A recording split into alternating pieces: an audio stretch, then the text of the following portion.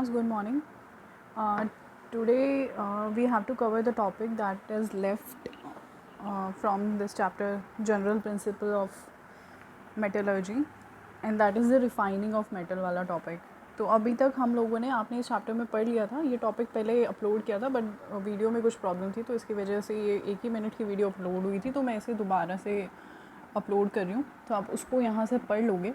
ये topic important है. Refining of metals हम कैसे करते हैं, तो हम लोगों ने मेटल एक्सट्रैक्ट कैसे करते हैं वहाँ तक देख लिया था कि मेटल्स को कैसे एक्सट्रैक्ट करेंगे. अब बात आती है जो एक्सट्रैक्टेड मेटल्स हैं उनको रिफ़ाइन हमें कैसे करना है. तो इनकी रिफ़ाइनिंग के लिए हमारे पास ना 6 प्रोसेस हैं, 6 मेथड्स हैं जिनके थ्रू हम क्या कर सकते हैं, इन मेटल्स को रिफ़ाइन कर सकते हैं. Based upon their different properties, जो भी उनकी सूटेबल प्रॉपर्टी होगी उसके अकॉर्डिंग हम एक मेथड ले लेंगे जिनसे हम उन्हें रिफ़ाइन कर पाएंगे. तो ये 6 मेथड्स आज हम पढ़ेंगे. The very first one is distillation. तो डिस्टिलेशन, जैसे आप लोगों को पहले भी पता है कि डिस्टिलेशन प्रोसेस में करते क्या है हम लोग. डिस्टिलेशन के प्रोसेस के अंदर आप एक लिक्विड को, आपके पास एक लिक्विड है, ठीक है, एक लिक्विड आपके पास था, उसको आपने गैसियस स्टेट में लेकर गए. गैस में ले जाने के बाद आपने उसे कंडेंस करा दिया और वो दोबारा से किस में कन्वर्ट हो गया, लिक्विड स्टेट के अंदर कन्वर्ट हो गया. इस प्रोसेस को डिस्टिलेशन कहते हैं. अब इसका फ़ायदा क्या हुआ कि आप लिक्विड से अल्टीमेटली लिक्विड मेटल पर पहुंच रहे हैं. तो हम क्या करेंगे, ऐसे मेटल्स जिनका बॉइलिंग पॉइंट कम होता है, माइंड यू, जिनका बॉइलिंग पॉइंट कम होता है, जो लिक्विड स्टेट में रहते हैं या वैसे भी बहुत अच्छे से क्या कर सकते हैं, बॉयल कर सकते हैं, सॉरी. तो बॉइलिंग पॉइंट जिन मेटल्स का कम रहेगा उनको हम क्या करेंगे, बॉयल करके गैसियस स्टेट में लेकर जाएंगे. गैसियस स्टेट को कंडेंस करा के हम फिर लिक्विड स्टेट में ले आएंगे वापस से. इसमें ये प्योरीफाई इस तरीके से हो जाता है कि जो आपका बॉइलिंग पॉइंट है वो इम्प्योरिटी का कम नहीं है, वो सिर्फ मेटल के लिए बॉइलिंग पॉइंट कम है. तो मेटल का बॉइलिंग पॉइंट कम होने से क्या होगा कि जब आप लिक्विड को हीट करोगे तो सिर्फ आपका मेटल के पार्टिकल्स गैसियस स्टेट में जाएंगे और इम्प्योरिटी यहीं पर छूट जाएगी. तो इस तरीके से इम्प्योरिटी यहाँ पे ही अलग होगी. तो गैसियस स्टेट में जो होगा यहाँ पे आपका प्योर मेटल होगा, ठीक है, मेटल होगा, लेकिन कैसे होगा, पी मैंने यहाँ पे लिखा है, प्योर फॉर्म में होगा. तो इस मेटल को जब आप कंडेंस कराओगे और अब ये जो लिक्विड आपको मिला है ये क्या मिलेगा, प्योर मेटल का लिक्विड मिलेगा. Okay, I hope this is clear. So this is the whole process distillation का जो हम लोग करते हैं, जो आप लोगों ने देखा होगा जब आपने डिस्टिलेशन टेक्निक 9th-10th क्लास में पढ़ी थी. तो आपने देखा था ये राउंड बॉटम फ्लास्क लेते थे, इसको हम स्टैंड से कंबाइन कर देते थे, ऊपर एक कंडेंसर लगाया होता था यहाँ पर इस तरीके से, और यहाँ पे हम क्या करते थे, वेपर्स को कंडेंस करा के कलेक्ट कर लेते थे. बट ऑब्वियसली ये प्रोसेस बहुत बड़े स्केल पे इंडस्ट्रियली किया जाता है, तो राउंड बॉटम फ्लास्क नहीं यूज़ होता है. इसके लिए ऑपरेटर्स अलग होते हैं. इसके लिए हम लोग आयरन रिटॉर्ट यूज़ करते हैं, जो सिमिलर होता है लेकिन थोड़ा बड़ा ऑपरेटर्स होता है. इन प्रोसेसेस में से मैं आपको बता दूं, इनके प्रिंसिपल बहुत ज़्यादा इंपॉर्टेंट है कि कौन सा प्रोसेस किस प्रिंसिपल पे बेस्ड है, क्योंकि उन प्रिंसिपल्स के अकॉर्डिंग ही हम चूज़ करते हैं कि किस मेटल को किस प्रोसेस से रिफ़ाइन कराना है. फॉर एग्ज़ाम्पल, डिस्टिलेशन नाम का ये जो प्रोसेस है, जो भी आपने पढ़ा है, ये आप सिर्फ उन्हीं मेटल्स के लिए यूज़ कर सकते हो जिनका बॉइलिंग पॉइंट बहुत कम है. So this method is ultimately based on the difference between the boiling point of metal and impurity. ठीक है, आपकी बॉइलिंग पॉइंट में बहुत ज़्यादा डिफरेंस होने वाला है मेटल के और इम्प्योरिटी के. तो जो लो बॉइलिंग मेटल्स होते हैं जैसे कि जिंक और मर्क्यूरी, इनके लिए आप क्या करते हो, प्योरीफाई करने के लिए मेथड यूज़ करते हो. और उसमें करते क्या है, that the impure metal is heated in an iron retort. तो ये उस एपरेटस का नाम है. And vapours are condensed in separate receiver. The pure metal distills over and is collected as distillate, leaving behind the non-volatile impurities in the retort. और वो gases state में जो मेटल आपको मिला है आप उसे कंडेंस करा लेंगे तो आपको वापस लिक्विड स्टेट में क्या मिल जाएगा, अपना प्योर मेटल मिल जाएगा. Now coming on to this next technique and that is liquation. Liquation का मतलब क्या है, बहुत कुछ सिमिलर है ये डिस्टिलेशन से, सिर्फ दोनों में फ़र्क क्या है उसको हम समझेंगे. कि हम लोग करते क्या हैं, डिस्टिलेशन उन मेटल्स के लिए यूज़ होता है जिनका बॉइलिंग पॉइंट लो होता है, लेकिन लिक्वेशन उनके लिए यूज़ होता है जिनका मेल्टिंग पॉइंट लो होता है. सो अल्टीमेटली आप एक सॉलिड लेते हैं, सॉलिड इम्प्योर मेटल लिया आपने, ठीक है, आपने लिया सॉलिड इम्प्योर मेटल, उसको आपने चेंज कराया लिक्विड मेटल के अंदर.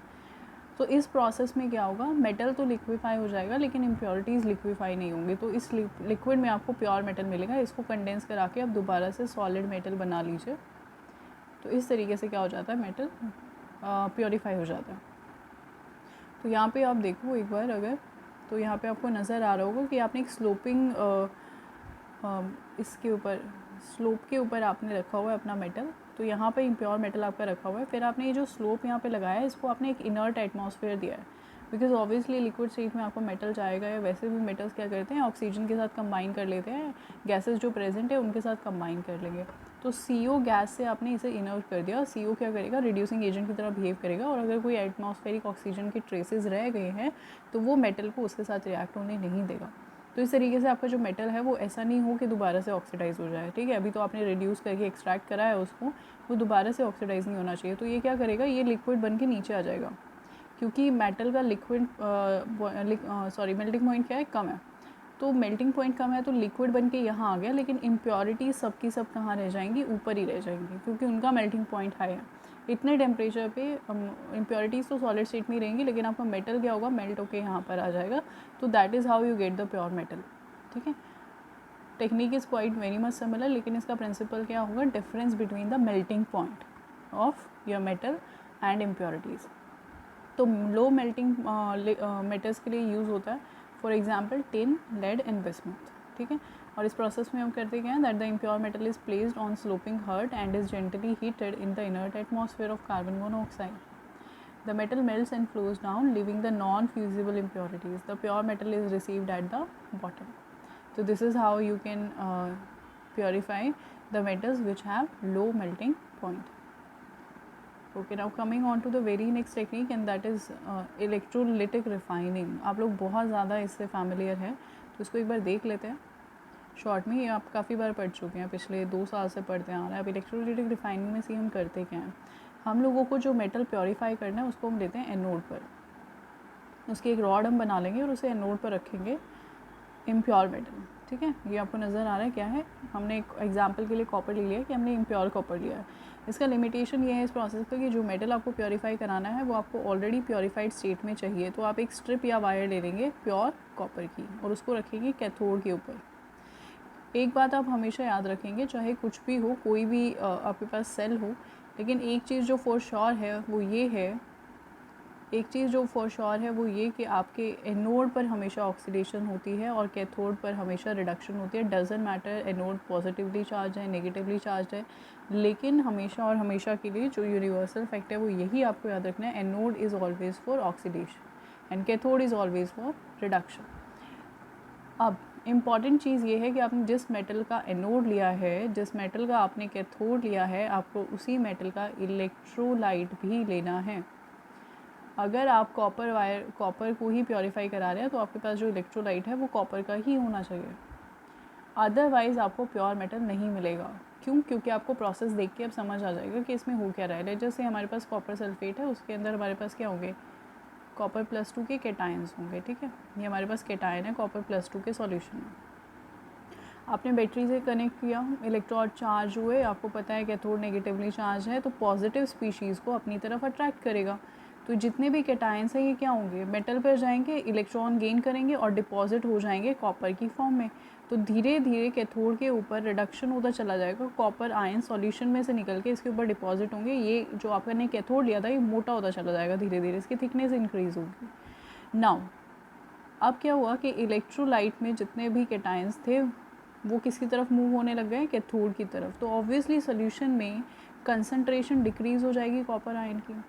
अगर यहाँ पर कॉपर आयन की कंसंट्रेशन डिक्रीज़ हो गई, और आपको पता है ये तो एनोड है, ये तो भर भर के ही कॉपर है, तो यहाँ पे क्या क्रिएट हो गया, कंसंट्रेशन ग्रेडियंट, यानी कि कंसंट्रेशन का डिफरेंस आ गया, जिसकी वजह से आपके कॉपर आयंस हाई कंसंट्रेशन, जो कि क्या है एनोड, तो हाई कंसंट्रेशन से लो कंसंट्रेशन यानी कि सोल्यूशन की तरफ मूव करने लगेंगे, and that is why your anode start depleting. यहाँ पर क्या होगा कि ये जो इम्प्योर कॉपर था ये क्या करेगा, इलेक्ट्रॉन छोड़ेगा, यहाँ पर इलेक्ट्रॉन छोड़ता चला जाएगा और ख़ुद क्या बना लेगा, कॉपर +2, और सॉल्यूशन में चला जाएगा, ठीक है। तो पहले सॉल्यूशन के कॉपर आयन यहाँ गए, फिर जिनकी वजह से एनोड के कॉपर आयंस को निकल के सॉल्यूशन में आना पड़ा, फिर ये दोबारा किस पर चले जाएंगे, कैथोड पर। तो दिस इज़ हाउ आपका ये काम करता है सेल, ठीक है। अब ये बात देखिए आप कि कॉपर तो +2 में चला गया, लेकिन इम्प्योरिटी तो न्यूट्रल है, तो वो तो किसी भी चार्ज इलेक्ट्रॉन की तरफ अट्रैक्ट नहीं होगी, तो वो नीचे ही बैठ जाएगी, एनोड के नीचे ग्रेविटी की वजह से गिर जाएगी, और उसे हम बोलते हैं एनोड मड। तो जितनी भी इम्प्योरिटीज़ थी वो क्या हुआ, एनोड मड के फॉर्म में आके नीचे डिपॉजिट हो गए और आपको मिल गया अपना प्योर जो भी मेटल आपको चाहिए था। अब बात आती है कि अगर आप इलेक्ट्रोलाइट किसी और वाले मेटल का ले लेते हैं, फॉर एग्जांपल जिंक का ले लिया, तो भाई पहले जिंक जाएगा, इसके ऊपर डिपॉजिट होगा, फिर यहाँ से निकल के कॉपर जाएगा, तो यहाँ जो आपको कैथोड पे मिलेगा वो जिंक और कॉपर दोनों एटम्स होंगे, दोनों के ही मेटल के पार्टिकल्स होंगे, एक के नहीं होंगे, तो आपको प्योर मेटल तो फिर भी नहीं मिला ना। तो इसीलिए बात बहुत ध्यान रखने की है कि जिस मेटल का आप एनोड ले रहे हैं, जिसका इलेक्ट्रोलाइटिक रिफाइनिंग करा रहे हैं, आपको उसी का इलेक्ट्रोलाइट भी लेना है, ठीक है। चलिए, तो अगर इसकी रिएक्शन आप देखेंगे तो रिएक्शन देख सकते हो यहाँ पर कैथोड पर रिडक्शन होना है, कैथोड पे रिडक्शन होना है, तो मेटल आयन आएंगे सॉल्यूशन में से, पहले इलेक्ट्रॉन लेंगे और प्योर मेटल में कन्वर्ट हो जाएंगे, ठीक है। फिर क्या होगा, एनोड के ऊपर से मेटल जो इम्प्योर था वो निकलेगा, प्योर मेटल आयन बनाएगा, ये प्योर मेटल आयन इलेक्ट्रॉन लेकर इलेक्ट्रॉन छोड़ेंगे और फिर ये क्या करेंगे, सॉल्यूशन में जाएंगे, सॉल्यूशन में एक बार चले गए तो फिर इनका रिडक्शन हो जाएगा। So this is how your whole process is taking place. अब ये यहाँ पर कंफ्यूज होने की ज़रूरत नहीं कि मेटल से अल्टीमेटली हमें मेटल ही मिल रहा है, ऑब्वियसली मेटल ही मिलेगा, प्योरीफाई तो करा रहे हैं ना आपसे। तो ये वाला मेटल तो इम्प्योर है, ठीक है, ये वाला जो एनोड पे आपने लिया था, और कैथोड पे आपको क्या मिल रहा है, प्योर, तो ये वाला मेटल आपका प्योर है, ठीक है। तो इस तरीके से ये प्रोसेस होता है। नाउ नेक्स्ट प्रोसेस है जोन रिफाइनिंग। इसको थोड़ा सा आप समझ लीजिए क्या टेक्निक है ये। जोन रिफाइनिंग का मतलब है कि आप जोन्स में ट्रीट कर रहे हैं अपने मेटल को। इसका मतलब देखो क्या है कि आपने अपना इम्प्योर मेटल लिया, उसका एक आपने स्लैब बना लिया, इस तरीके से आपने क्यूबॉइडल शेप बना लिया अपने मेटल की। इसको आपने फिर हीट करना शुरू किया, आपने मूविंग हीटिंग रोलर्स लिए हैं यहाँ पर, ये मोबाइल हैं, ये मूव कर सकते हैं, तो ये रोलर्स हैं, हीटिंग रोलर्स लिए हैं आपने।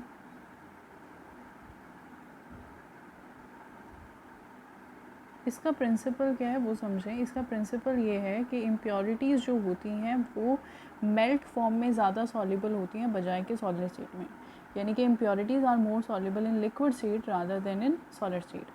तो सी व्हाट हैपन इज़ कि जब आपने यहाँ पर अपने हीटर्स लेकर गए तो ये वाले पोर्शन को आपने हीट करना शुरू किया, तो ऑब्वियसली जो इतना पोर्शन है वो हीटअप होगा और मेल्ट होना शुरू हो जाएगा, तो ये पोर्शन मेल्ट होने लग गया।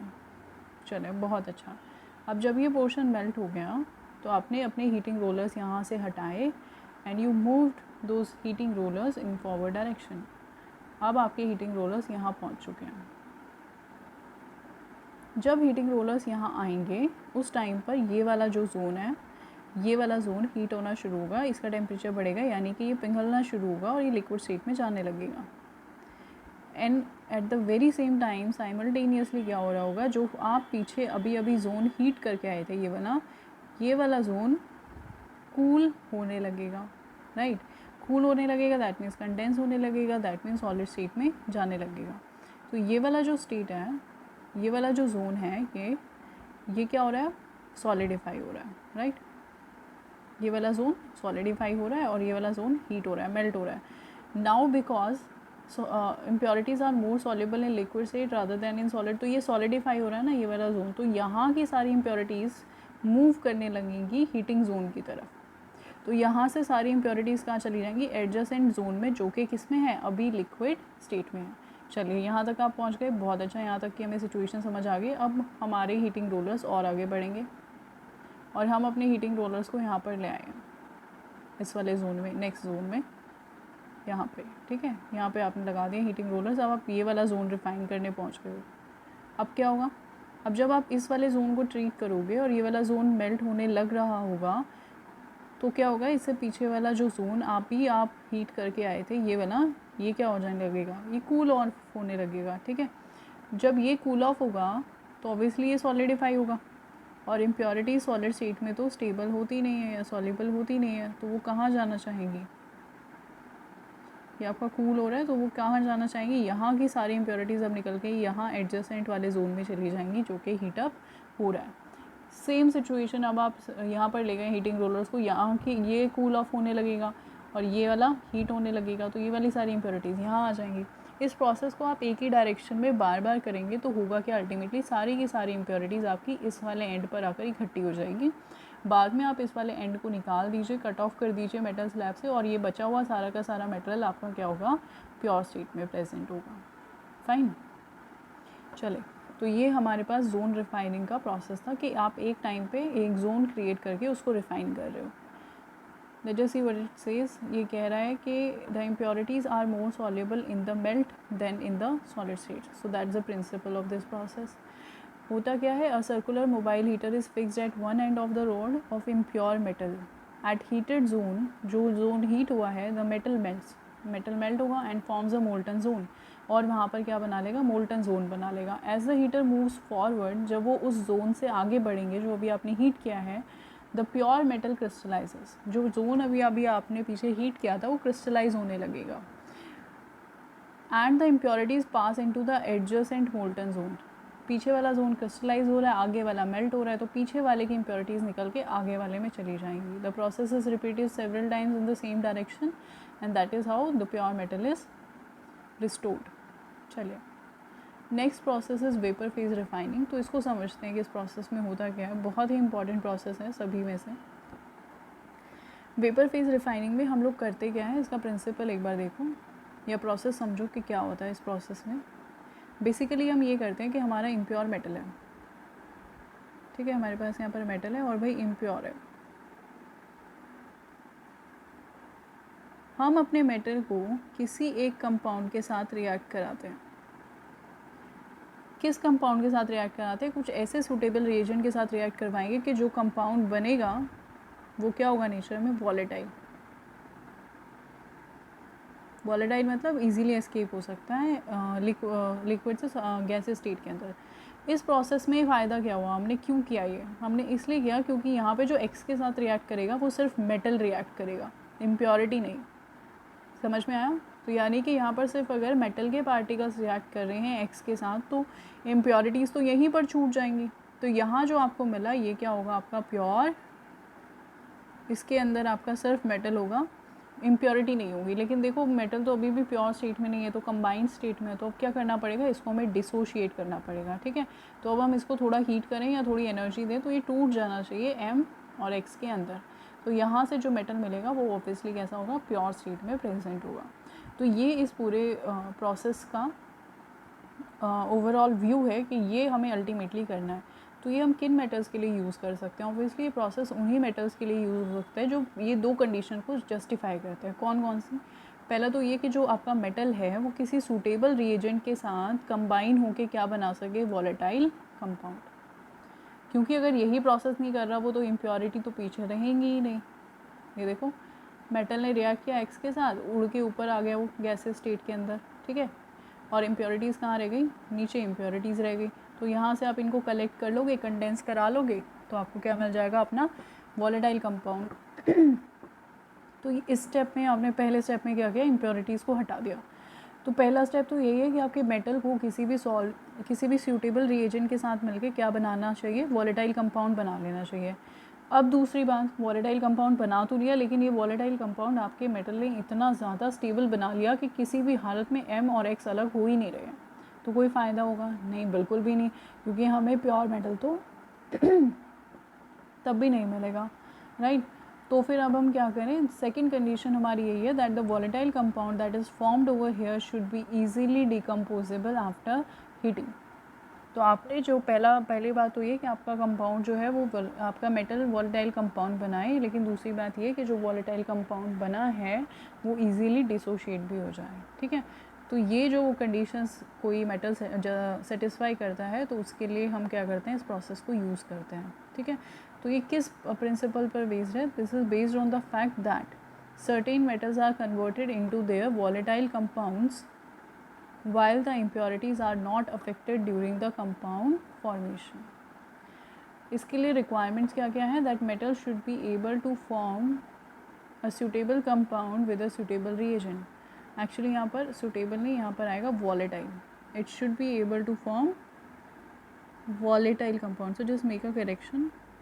यहाँ पर है volatile compound with a suitable agent. अब दूसरी requirement क्या है, that the volatile compound should be easily decomposable so that the metal can be easily recovered. तो ये दो कंडीशन वेपर फेज रिफाइनिंग के लिए इम्पॉर्टेंट होती हैं. ठीक है, और इनको जस्टिफाई करते हैं, सेटिस्फाई करते हैं निकल, जिरकोनियम और टाइटेनियम जैसे मेटल्स. तो इनकी रिफाइनिंग में हम लोग vapour phase refining process use करते हैं. अगर हम इस प्रोसेस को यूज़ करके, इस प्रिंसिपल को यूज़ करके निकल का रिफाइनिंग कराते हैं तो वो प्रोसेस कहलाता है Mond's process, and this is really important. बहुत बार पूछा जाता है what is the role of, चले एक बार देख लेते हैं, उसके बाद मैं क्वेश्चन डिस्कस करती हूँ कि कैसे आते हैं इसे। तो आप क्या करते हैं, निकल को, इम्प्योर निकल को आप कार्बोनिल के साथ रिएक्ट कराते हैं तो आपको वॉलेटाइल कंपाउंड मिलता है निकल टेट्रा कार्बोनिल। इसको हीट करते हैं तो कार्बोनिल अलग हो जाता है और प्योर निकल अलग हो जाता है। So it's quite simple. इस तरीके से क्या होता है, प्योरीफिकेशन हो जाती है। क्वेश्चन इसे पूछे जाते हैं that for which metal is the Mond process used.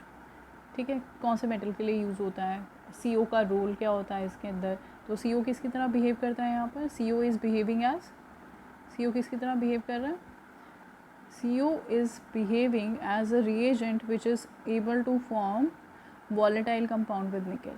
ठीक है, तो ये क्या करता है, it forms volatile compound on combining with nickel. ये कार्बोनिल का क्या है, रोल होता है। इसका प्रिंसिपल पूछा जा सकता है आपसे। ठीक है, तो ये सारी बातें आपसे पूछी जाती हैं तो ये आपको पता होनी चाहिए। इसी प्रोसेस को अगर आप यूज़ करके अगर आप रिफ़ाइन करवाएं ज़िरकोनियम और टाइटेनियम को, तो वो प्रोसेस कहलाता है वेन आर्कल मेथड। तो वेन आर्कल मेथड के अंदर हम लोग किसका प्योरीफिकेशन करते हैं, ज़िरकोनियम और टाइटेनियम का। दोनों की ही सेम रिएक्शंस है, आयोडीन के साथ दोनों कंबाइन होते हैं और टेट्रा आयोडाइड वोलेटाइल कंपाउंड बनाते हैं। इनका डिसोसिएशन टेम्परेचर अलग अलग है। इसको ज़्यादा टेम्परेचर चाहिए जिंक को टूटने के लिए, टाइटेनियम थोड़े कम टेम्परेचर में टूट के प्योर स्टेट में चला जाता है। तो this is how this process is used for the refining of zirconium and titanium. Now coming on to the very last strategy और technique is chromatography. So chromatography के साथ आप familiar हैं, chromatography 11th क्लास के practicals में भी है। तो पेपर chromatography की अगर बात करें जो कि आपने देखी है, तो इसमें हम एक पेपर लेते हैं जिसका पोर साइज़ बहुत कम होता है, यानी कि इसके छेद क्या होते हैं, कम होते हैं। तो इसको जब आप क्या करते हैं, इसमें अपना जो भी मिक्सचर आपको अलग अलग करवाना है कंपोनेंट्स में, उसका यहाँ पर एक डॉट लगा देते हैं। ठीक है, इसकी बात ये है स्पेसिफिकली कि हम बहुत ही स्मॉल अमाउंट्स के साथ डील करते हैं इसमें। इसको फिर हम एक पर्टिकुलर सूटेबल सॉल्वेंट के अंदर डिप कर देते हैं। अपने इस पेपर को हम लोग क्रोमेटोग्राफी जार के अंदर क्या करते हैं, सॉल्वेंट डाल के और डिप कर देते हैं। सॉल्वेंट क्या करता है, ऊपर की तरफ मूव करना शुरू करता है। आपने देखा होगा पेपर का, अगर आप छोटी सी बाउंड्री कोई टच करवा देते हैं वाटर से, तो आप देखेंगे कि धीरे धीरे वाटर फ्लो करने लगेगा ऊपर की तरफ। तो बिल्कुल ऐसे ही होगा, सॉल्वेंट धीरे धीरे ऊपर की तरफ राइज़ होगा, और जैसे जैसे सॉल्वेंट ऊपर की तरफ राइज़ होगा, जैसे ही वो यहाँ तक पहुँचेगा, यहाँ पर वो इन कंपोनेंट्स को अपने अंदर सॉल्युबल करेगा, और जैसे जैसे सॉल्वेंट ऊपर जाएगा ये कंपोनेंट्स भी ऊपर जाएंगे। जो ज़्यादा सॉल्युबल कंपोनेंट है वो सॉल्वेंट, यहाँ मान लीजिए यहाँ तक आपने सॉल्वेंट को पहुँचा दिया, तो वो ऊपर मिलेगा सॉल्वेंट के साथ। जो ज़्यादा सॉल्युबल होगा, जो कम सॉल्युबल होगा, वो नीचे मिल जाएगा। ठीक है, so depending upon the different solubilities in the solvent, आपको अलग अलग कंपोनेंट्स अलग अलग जगह पर मिल जाते हैं। बाद में हम इन्हें क्या कर लेते हैं, स्ट्राइप ऑफ करा के वहाँ से निकाल लेते हैं। तो इस तरीके से आपको अलग अलग कंपोनेंट्स मिल जाते हैं। तो ये तो ये पेपर क्रोमेटोग्राफी की बात। लेकिन यहाँ पर जो हम टेक्निक यूज़ करेंगे वो है कॉलम क्रोमेटोग्राफी। तो पेपर की जगह अगर आप एक कॉलम ले लें, कॉलम क्या होता है, ब्यूरेट जैसा ही एक एपरेटस होता है। ठीक है, लेकिन इसकी विड्थ थोड़ी ज़्यादा होती है और ये ग्रेजुएटेड नहीं होता। तो आपने एक कॉलम ले लिया, नीचे कॉक लगी हुई है। इसको अब हम क्या करेंगे, पेपर की जगह पे हम कॉलम को रखेंगे। देखो, क्रोमेटोग्राफी के अंदर दो तरह के कंपोनेंट्स होते हैं, एक तो मोबाइल और दूसरा स्टेशनरी। दो फेज़ होते हैं, मोबाइल फेज़ यानी कि जो मूव कर रहा है, और स्टेशनरी फेज़ जो कि मूव नहीं कर रहा प्योरीफिकेशन के दौरान। तो स्टेशनरी फेज़ कौन है यहाँ पर, कौन मूव नहीं कर रहा था पेपर क्रोमेटोग्राफी के अंदर, ऑब्वियसली पेपर। और मोबाइल फेज़ कौन था, आपका सॉल्वेंट, क्योंकि सॉल्वेंट मूव कर रहा था और इसकी वजह से क्या हो रहे थे, डिफरेंट कंपोनेंट्स अलग अलग हो रहे थे। चलिए, अब हमें क्या करना है, यहाँ पर कॉलम क्रोमेटोग्राफी में डिफरेंस क्या है कि हमारा यहाँ पे जो स्टेशनरी फेज़ होगा वो होगा सिलिका जेल, या कोई भी जेल हम स्लरी लेंगे और उससे हम क्या करेंगे, पूरे कॉलम को पैक करा देंगे, भर देंगे अच्छी तरीके से। तो नीचे हमने कॉटन या वूल कुछ लगा दिया ताकि कोई लीकेज ना हो, और इसमें हमने क्या किया, सिलिका जेल फिल कर दिया अच्छे से इस पूरे कॉलम के अंदर। ठीक है, तो यहाँ पे सिलिका जेल भरा हुआ है अच्छे से। इसके बाद हम क्या करेंगे, सिलिका जेल आपको पता है एड्जॉर्बेंट है, अपने ऊपर पार्टिकल्स को एड्जॉर्ब करा लेगा, चिपका लेगा। इसके बाद हम लोगों को जो भी पार्टिकल्स का मिक्सचर अलग करना है वो हमने यहाँ पर डाल दिया। ये हमारा क्या है, मिक्सचर है। इसके अंदर अलग अलग कंपोनेंट्स हैं जो हम क्या कराना चाहते हैं,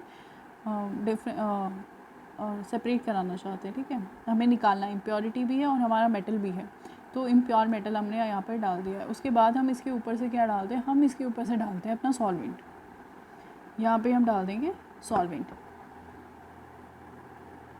चलें, अब सॉल्वेंट नीचे की तरफ मूव करेगा, ऑब्वियसली पहले तो डिज़ोल्व करेगा इसको अपने अंदर, तो यहाँ सॉल्वेंट ने इसको अपने अंदर डिज़ोल्व किया और नीचे की तरफ मूव करना शुरू कर देगा।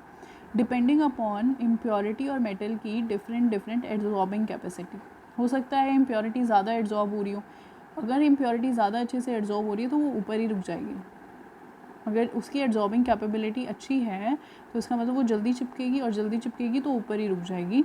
और अगर मान लो मेटल की एड्जॉर्बिंग पावर कम है तो वो ऊपर नहीं चिपकेगा, नीचे तक आ जाएगा। तो इस तरीके से depending upon their different adsorbing capacities आपको बैंड्स के अंदर दोनों अलग अलग अपने कंपोनेंट्स मिल जाएंगे। फिर आप इसे सेपरेट कैसे करेंगे, आप नीचे से कॉक को खोल दीजिए, ये वाला सारा का सारा स्लरी आप अलग बीकर में निकाल लीजिए। जैसे ही ये वाली लेयर यहाँ पहुँचे आप इसे अलग बीकर में निकाल लो और इस वाली लेयर को अलग वाली बीकर में निकाल लो। तो इस तरीके से आपके दोनों कंपोनेंट्स अलग हो जाते हैं यूजिंग कॉलम क्रोमेटोग्राफी, ठीक है। तो हम क्या करते हैं, इस तरीके से अपनी कॉलम क्रोमेटोग्राफी को यूज़ करते हैं। चलिए अब हम आगे देखते हैं।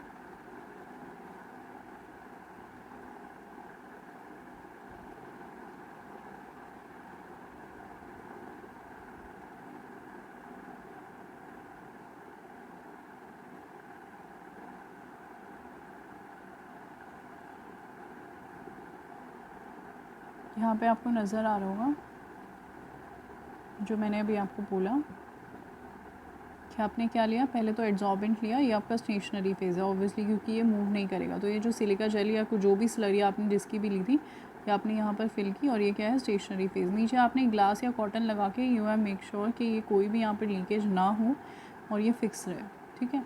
ऊपर आपने यहाँ पे मिक्सचर डाला है अपना जो भी आपको प्योरीफाई कराना था वो, और साथ में डाला आपने सॉल्वेंट। तो अब ये सॉल्वेंट नीचे की तरफ आने लगेगा और जो भी स्ट्रॉन्गली एड्जॉर्ब होगा वो ऊपर ही रुक जाएगी वो वाली लेयर, जो कम एड्जॉर्ब होगी वो नीचे आ जाएगी, जो इंटरमीडिएट होगी वो बीच में आपको कहीं मिलेगी। तो इस तरीके से depending upon their different adsorbing capacities आपको अलग अलग जगह पे अलग अलग लेयर्स मिलती हैं, ठीक है। तो एक बार इसको देख लेते हैं कि ये टॉपिक कह क्या रहा है। They just give it a read. So it says that this technique is based on the principle that different components of a mixture are differently adsorbed on the adsorbent. Okay, this technique includes stationary and mobile phase, right? The stationary phase may be a solid support, जैसे paper है, कोई silica gel है, ऐसे कुछ, और tightly bound liquid on a solid support. The moving phase may be liquid or gas. तो हमारे cases में क्या रहे हैं, लिक्विड ही रहे हैं अभी तक मोस्टली। आपने गैसेस का कोई भी एग्जाम्पल अभी तक नहीं देखा है। So depending upon these different techniques, chromatography can be of different name. It can possess different name. For example, column chromatography, thin layer chromatography, paper chromatography. तो ये सारी क्या हो सकते हैं, इनके अलग अलग नाम हो सकते हैं डिपेंडिंग अपॉन कि आपने कौन सा स्टेशनरी फेज यूज़ किया है, ठीक है। चलिए, column chromatography, what it says that in this type of chromatography alumina as adsorbent लिया जाता है यहाँ पर, is packed in a glass column, ठीक है। तो जैसे हम ले रहे थे सिलिका जेल, उसकी जगह आप एल्यूमिना ले लें। The mixture to be separated, जो आपको सेपरेट कराना है, प्योरीफाई कराना है, is taken in a suitable solvent. उसको आपने सॉल्वेंट में डिज़ोल्व कराया और फिर उसके ऊपर से डाल दिया। Because different components of the mixture are adsorb to different extents, they got adsorbed on the column at different places. The component which is strongly adsorbed will be obtained on the top. तो इस तरीके से आप क्या करते हो, अलग अलग डिपेंडिंग अपॉन देयर एड्जॉर्बिंग कैपेसिटीज़ अलग अलग जगह पर आपको क्या मिल जाएंगे, अलग अलग कंपोनेंट्स। तो इस तरीके से आप क्या कर सकते हो, अपने मेटल्स को प्योरीफाई करा सकते हो। These are all the 6 techniques that can be used for the purification. इन सभी 6 के 6 टेक्निक्स का प्रिंसिपल आपको बहुत ज़्यादा अच्छे से याद होना चाहिए। दूसरा एग्जाम्पल्स कि कौन से टेक्निक को यूज़ करके कौन से मेटल्स को प्योरीफाई कराया जा सकता है। 3 तरीके के क्वेश्चंस इंपॉर्टेंट है। एक तो आपके पास सीधा सीधा प्रिंसिपल पूछा जाता है, दूसरा पूछा जाता है कि कौन से मेटल्स को आप इससे रिफाइन करा सकते हैं, तीसरा इनकी reactions. For example van Arkel method and Mond process के अंदर इनकी एग्जांपल्स हैं, इनकी रिएक्शंस हैं, तो वो बहुत इंपॉर्टेंट है। कार्बोनिल का क्या यूज़ है, आयोडीन का क्या यूज़ है वेन आर्कर मेथड में, कार्बोनिल मूव ऑन प्रोसेस में क्या करता है, तो उनके एक्शंस आपके लिए बहुत इंपॉर्टेंट है. सो this is all about this chapter. तो ये चैप्टर अभी पूरी तरीके से कंप्लीट हो गया है. तो जो बचे हुए क्वेश्चंस जो भी इसके रिगार्डिंग 2-4 क्वेश्चंस थे वहाँ आप ट्राई करेंगे. अगर किसी को कोई भी कन्फ्यूजन होती है तो यू गाइस में लेट मी नो, हम लोग उनको डिस्कस करेंगे. And that's it for today class. In the very next class we will be starting with the next chapter that is DNF block. तो उसको लेके हम लोग कंटिन्यू करेंगे. Thank you.